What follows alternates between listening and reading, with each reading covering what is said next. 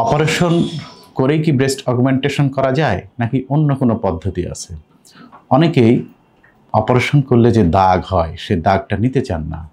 তাদের আকাঙ্ক্ষা বা তারা চান যেন দাগহীনভাবে ব্রেস্ট বড় করা যায় কিনা। সেক্ষেত্রে একটা পদ্ধতি আছে, সেটা হচ্ছে ফ্যাট ট্রান্সফার অথবা ফিলার দিয়ে।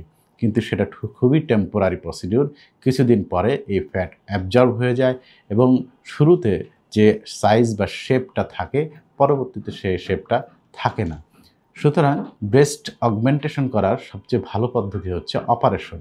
সেই অপারেশন আমরা কিভাবে করি, যে একটা সিলিকন ইমপ্ল্যান্ট দিয়ে অথবা অন্য জায়গা থেকে টিস্যু নিয়ে আমরা ব্রেস্ট অগমেন্টেশন সার্জারিটা করে থাকি। এইটা করা লাগতে পারে কোনো স্তন ক্যান্সার পরবর্তীতে করা লাগতে পারে, অথবা দেখা যায় যে কারো কারো ক্ষেত্রে প্রসব পরবর্তীতে ব্রেস্টের ভলিউম যখন অনেক কমে যায় তখনও করা লাগতে পারে, অথবা অনেক সময় দেখা যায় যে কারো জন্মগতভাবেই ব্রেস্টের ডেভেলপমেন্ট খুবই কম, সে সমস্ত জায়গাতেও এই ব্রেস্ট অগমেন্টেশন করা লাগতে পারে।